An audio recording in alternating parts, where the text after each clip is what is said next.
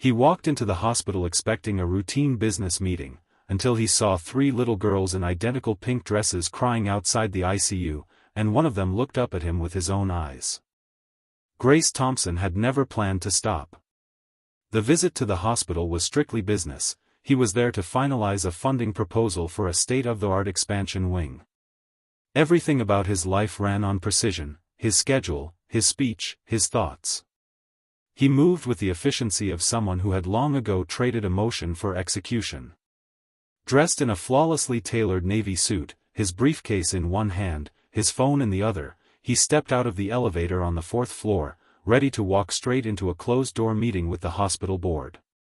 But that was before he saw them. Just outside one of the patient rooms in the hallway, 3 little girls stood side by side, their tiny hands clinging to each other. They couldn't have been more than 5 years old. All 3 were blonde, wearing simple pastel pink dresses, their faces stained with tears. One girl hugged a stuffed rabbit so tightly it looked like it might fall apart.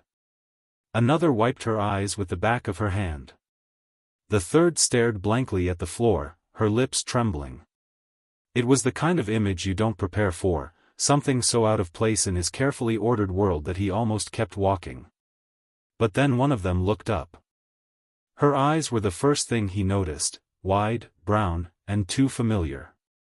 Something about the curve of her cheek, the shape of her mouth, the way her eyebrows lifted slightly in distress, it all hit him like a memory he didn't expect to confront. He stopped in his tracks, not knowing why, just knowing he couldn't take another step forward. There were no nurses around, no adults in sight. The girls were alone. Something twisted in his chest as he walked toward them, slowly, like approaching a fragile animal that might bolt at any moment. He cleared his throat gently and crouched to their level. "Hey," he said, keeping his voice soft. "Are you girls all right?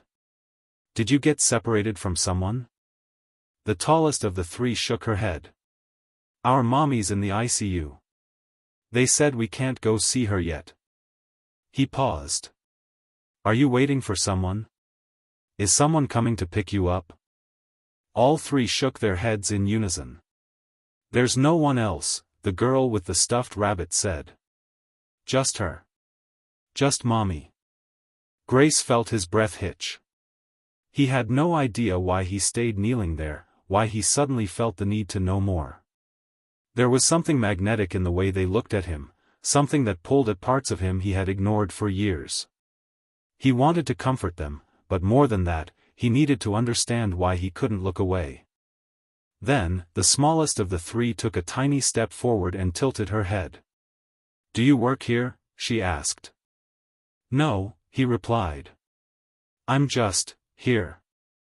She studied him for a moment, and then softly said, "You look like someone mommy talked about before." Grace felt the ground shift under him. He opened his mouth, but nothing came out. That was the moment something in his carefully built life began to break, not violently, but quietly. A single crack through the surface of certainty, and he hadn't even reached the meeting room yet. Grace couldn't move. He remained crouched in front of the 3 girls, feeling like the world around him had slowed to a strange, surreal pace. Their words echoed in his mind, especially the last one, "You look like someone mommy talked about." It wasn't just the resemblance or the way they stared at him with wide, uncertain eyes. It was the feeling deep in his chest, the sudden certainty that this wasn't a coincidence. He didn't know what to do with it, didn't know where to place the weight of that realization, so he did what he could, he stayed with them. He gently asked their names, and they introduced themselves in soft, slightly trembling voices: Maddie, Chloe, and Jane. Each name was like a small stone dropped into water, rippling through memories he hadn't touched in years. He asked about their mother, and they told him her name was Emma. That name was no stranger. It hit him like a punch to the stomach. He remembered Emma perfectly, the warmth in her voice, the way she used to laugh at things no one else found funny, how she had once looked at him like he was the only man in the world. They had shared something real, something brief but unforgettable. And then she had vanished. They hadn't spoken in 5 years. He had searched once, half-heartedly, early on, but work had swallowed him whole, and he had let her memory drift further and further away. Until now. Until these 3 girls who looked like they might carry pieces of him in their faces were standing in a hospital hallway with nowhere to go. Grace stood slowly and glanced around. Still no staff had come to check on the girls. He felt an unfamiliar frustration build inside him. How could no one be helping them? He pulled out his phone and walked to the nurse's station. When he got the attention of the woman behind the counter, he kept his voice steady but firm. "There are 3 children alone in the hallway outside ICU room 402, he said. "They've been waiting there for who knows how long. Can someone check on them?" The nurse blinked, then looked toward the corridor. "Oh, yes. That's Emma Rivers' room. The girls have been waiting most of the day. We've been short-staffed, and since they weren't technically patients." He didn't let her finish. "They're 5. And they're terrified. Someone needs to be responsible for them." She gave him a slightly defensive nod. "I'll notify the social worker." But Grace had already turned back. He didn't need someone else to step in. He couldn't explain it, but he felt something shift inside him. A sense of urgency mixed with responsibility. It wasn't charity. It wasn't guilt. It was something far deeper. When he returned to the girls, they were sitting on the floor now, holding hands, huddled close. He crouched again, this time more slowly. "Your mom," he said gently. "She and we knew each other a while ago." Chloe, the middle girl, tilted her head. "Are you a friend?" "I think I used to be," he said quietly. "Mommy never talks about friends anymore," Maddie added. "Only work. And bedtime stories." Grace felt something inside him crack again. They talked a little more, about their favorite cartoons, their favorite colors, and what they missed about home. None of them cried anymore, but they still clung to one another as if letting go would shatter the fragile safety they'd built in that hallway. When the social worker finally arrived, a kind woman with tired eyes and a clipboard, Grace stood to meet her. She asked who he was, and for a brief moment, he didn't know what to say. "I'm someone who used to matter to their mother," he said. "And I think I might matter to them too." He stayed while the girls were taken to a small waiting room with toys and juice boxes. He gave his number to the social worker and asked for updates. He wasn't sure what would come next, but one thing was clear: he wasn't walking away. Not from Emma. Not from these girls. Not from the life that had just reappeared without warning and demanded to be faced. The hours that followed passed in a haze for Grace, but everything inside him remained sharply alert. He hadn't returned to his meeting. The thought of discussing funding proposals while Emma lay unconscious in intensive care and 3 little girls waited alone in a side room felt almost grotesque. Instead, he spent that day and the next trying to understand what had happened to the woman he once knew and the life that had unfolded in his absence. He learned from the social worker that Emma had been admitted the previous night following a sudden medical crisis.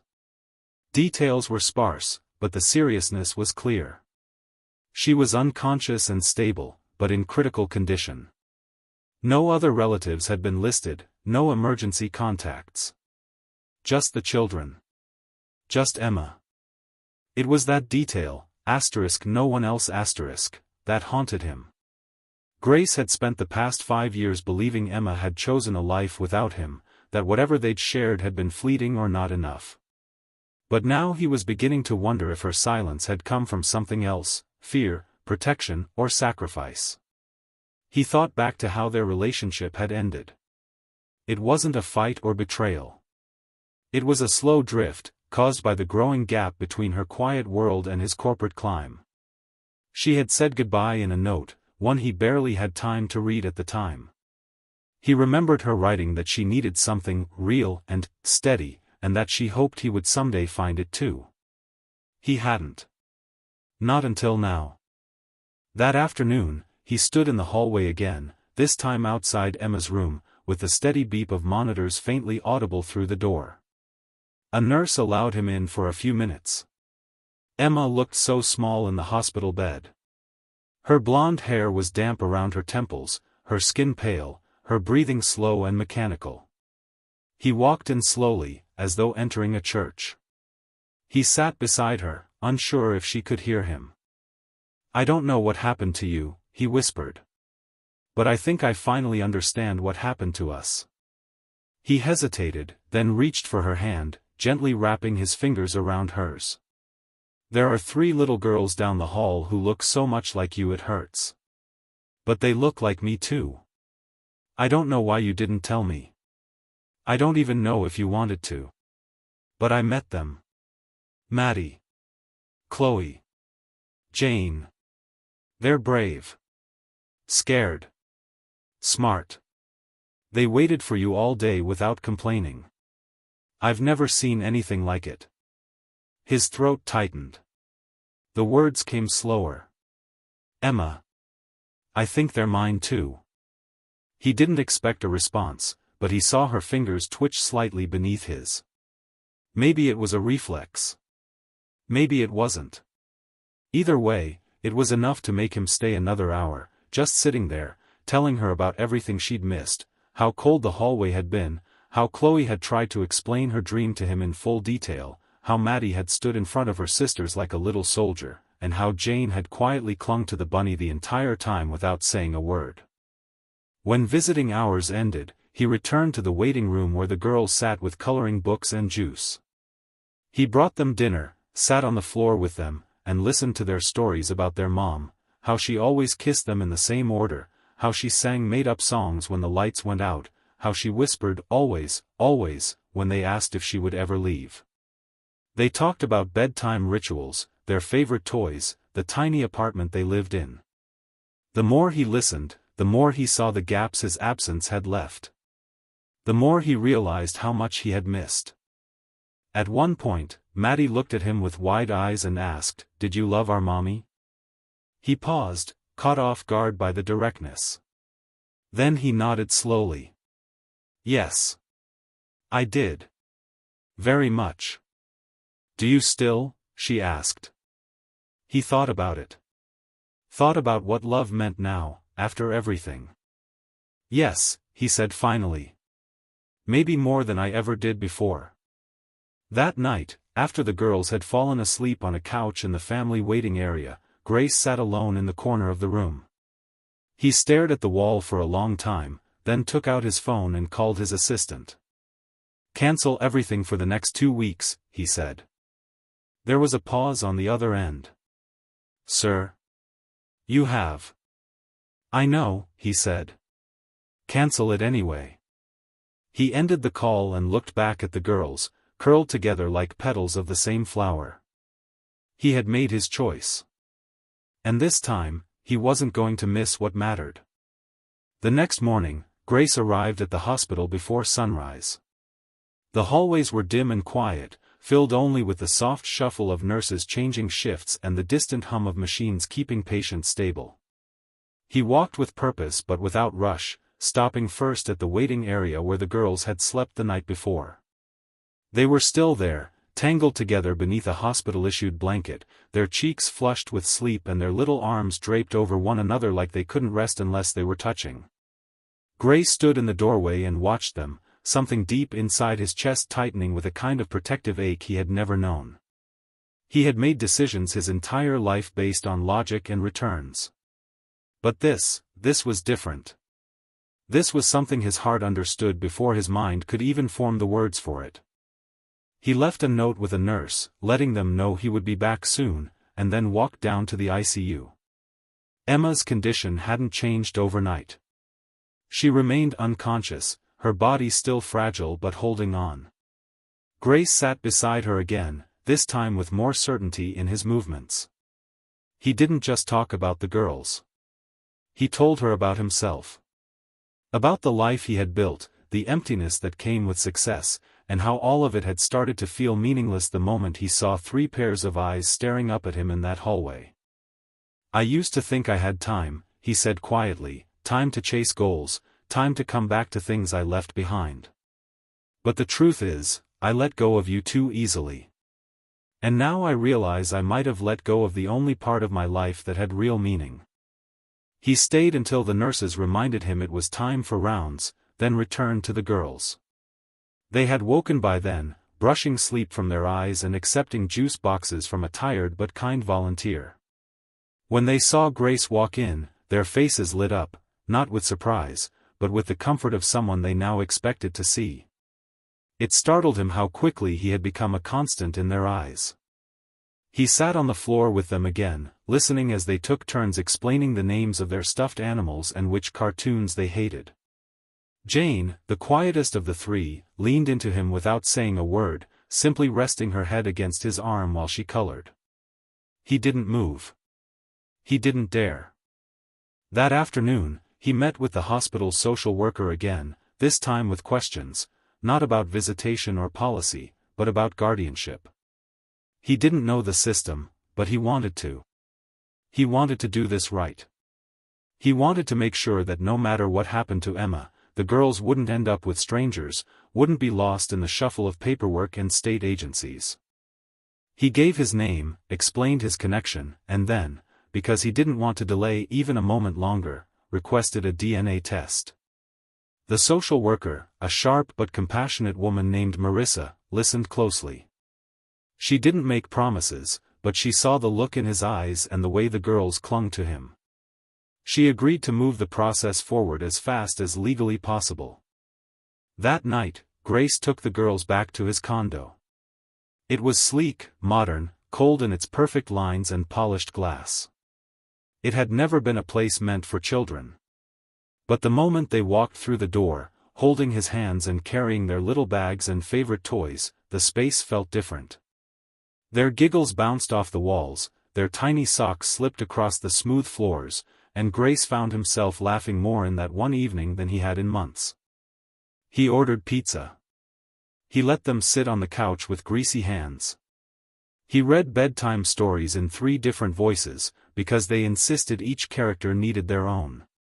When they finally fell asleep in the guest room, together in one bed, refusing to be separated, he stood in the doorway and watched them for a long time, overwhelmed by how natural it had all begun to feel. He thought of Emma again. Thought of her lying in that hospital bed with no idea that the man she once loved had returned and was trying to put the pieces back together. He didn't know if she would ever wake up. But he knew, without a shadow of doubt, that if she did, she wouldn't find them alone. He would be there. And he wasn't leaving. By the end of the week, Grace had begun to fall into a rhythm, one that was unfamiliar and often chaotic, but surprisingly grounding. Morning started with brushing tangles out of 3 very different heads of blonde hair, pouring uneven bowls of cereal, and learning the nuances of what kind of apple slices each girl preferred in her lunch. The structure of his old life, early calls, boardroom meetings, flights scheduled to the minute, had dissolved into crayons on the kitchen counter and a forgotten laptop gathering dust in the corner. He hadn't planned any of it, and yet he couldn't imagine walking away. He drove the girls to school in a car that once only carried briefcases and silence.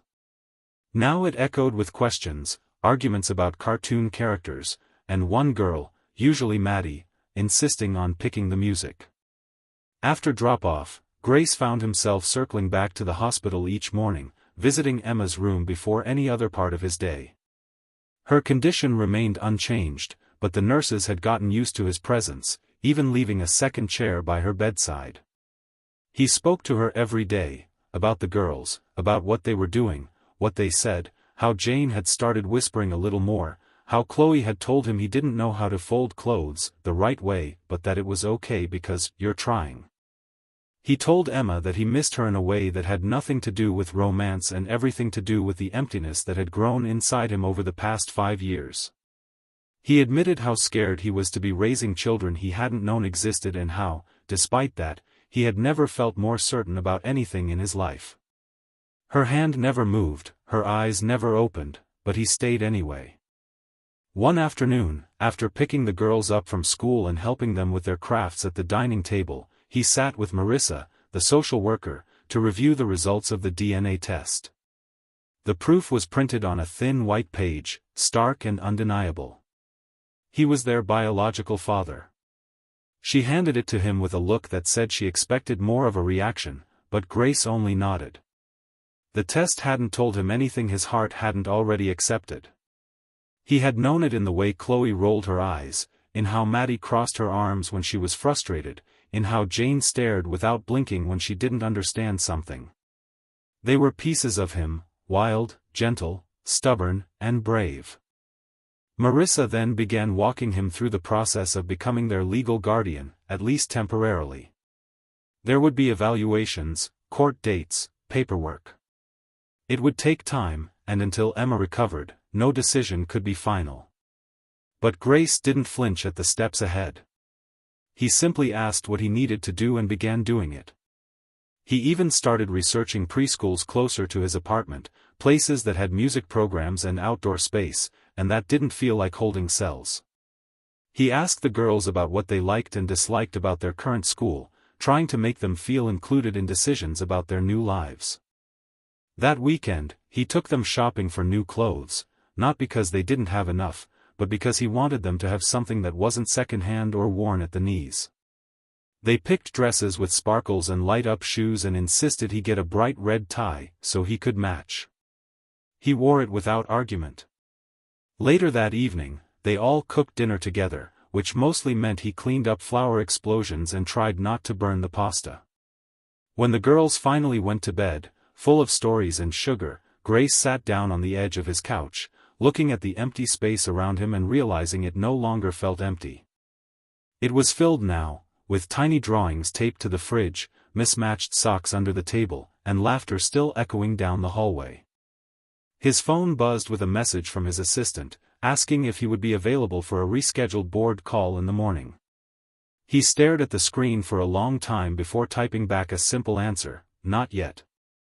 He placed the phone down and walked to the guest room, peeking in to find all three girls curled up in the same bed, tangled in each other's limbs, deeply asleep. He watched them for a moment, overwhelmed by a feeling that had no name, only weight. He didn't know what the future would look like, didn't know how long Emma would remain in that hospital bed or what challenges lay ahead.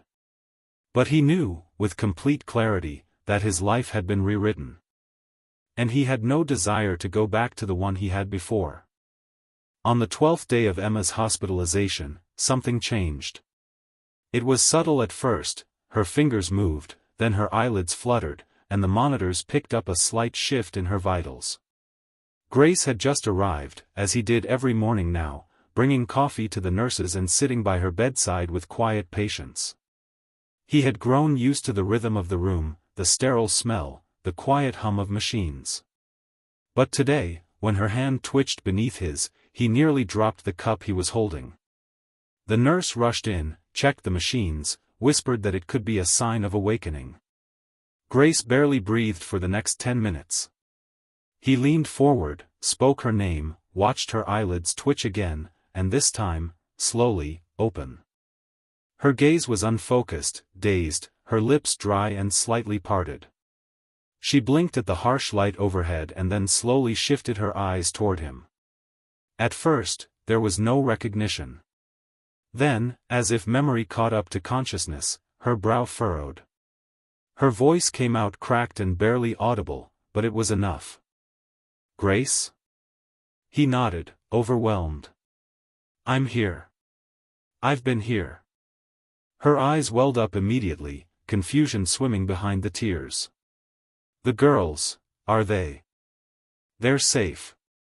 They're with me," he said gently. "They've been brave, Emma. They waited for you. Every single day." She cried then. Weakly, silently, but completely. Grace held her hand, letting her process the reality she had woken into. The nurse gave them a few minutes before quietly stepping out, closing the door behind her. He stayed with Emma as she calmed, as the fog of sedation and fear slowly lifted from her face. "I didn't know how to tell you," she said, voice still rough and barely above a whisper. "I wanted to, so many times. But you were so far away. You were already living a different life. You should have told me, Grace said, but not accusingly. It was filled with regret, not blame. I would have come. I would have been there. I was afraid, she admitted. Afraid you'd feel trapped. Or worse, that you'd feel nothing. Grace sat back, breathing in deeply, letting the weight of everything settle between them. I didn't know. But the moment I saw them, I did.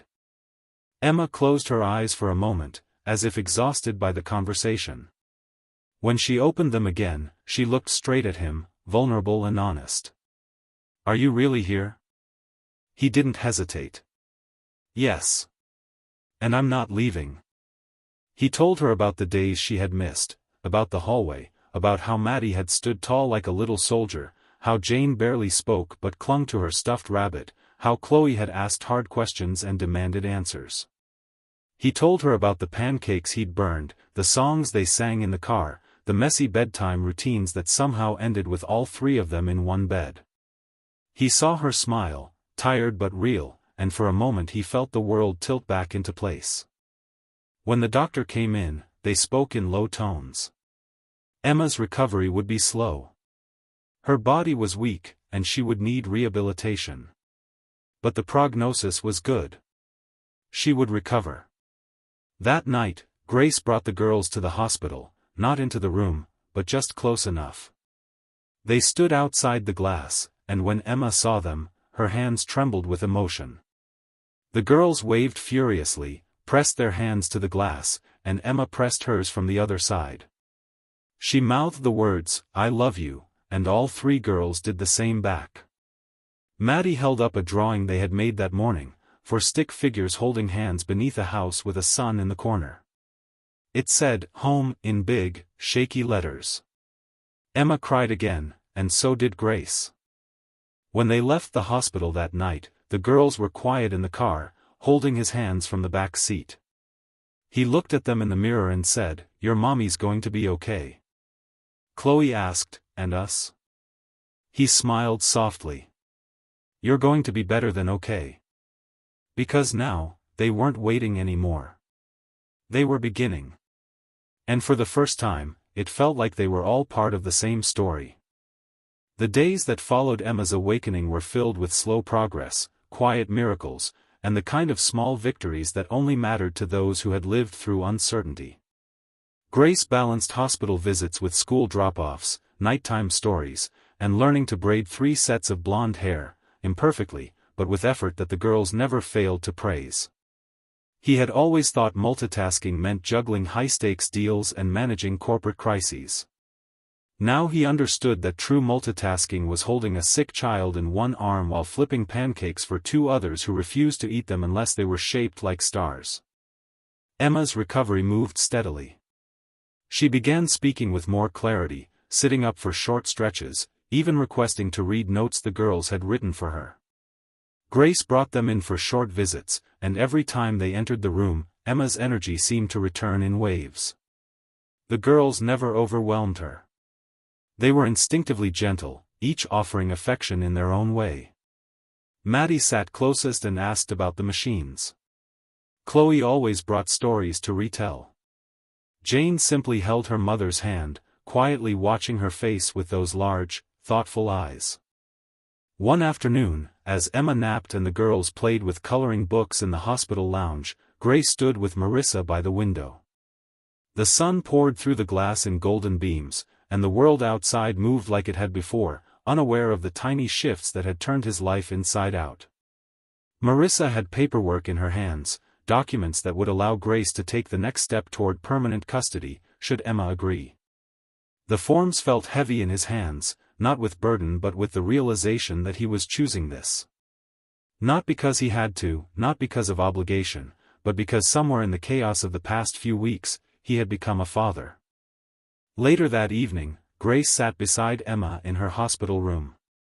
The lights were low, and the girls had gone home with a trusted sitter. Emma's hair was pulled back now, and though her face still held traces of exhaustion, there was more color in her cheeks, more awareness in her gaze. She looked at him like someone seeing a familiar place through new eyes. They love you, she said softly. I love them, he replied, just as quietly. And you? Emma didn't look away. You've changed. You're softer, but stronger somehow.